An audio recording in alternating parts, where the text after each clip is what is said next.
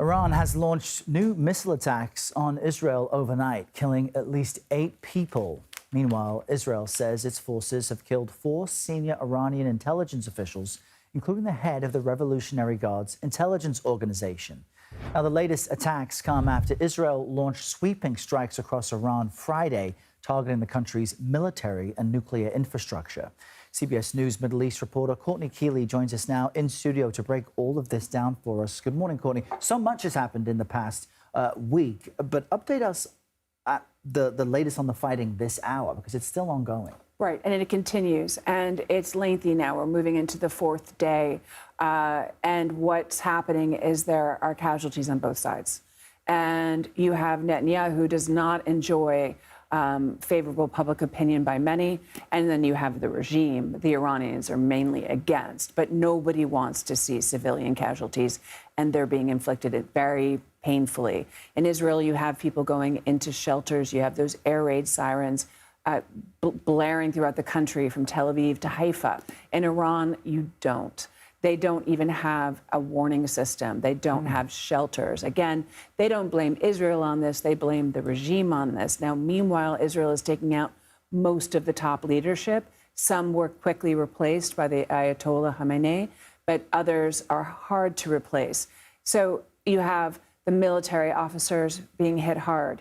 You have nuclear scientists being hit hard that have been behind this, all the buildup of the nuclear power plants.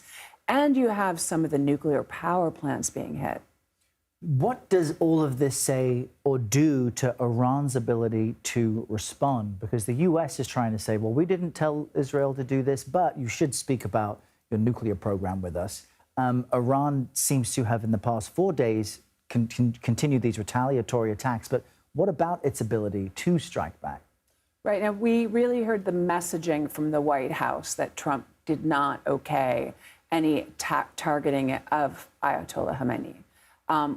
Whether what happens in closed room is a different story, but that is the message they want out. And that's important to note, because if they're messaging that, they're trying to signal to Iran that they're open to talks. Even President Trump mentioned something about having Putin involved in those talks, but that would be completely misaligned with the Cold War and Russia's involvement in Iran and helping Iran, and then previous Syria when Assad was there. So that wouldn't be seen as a neutral figure.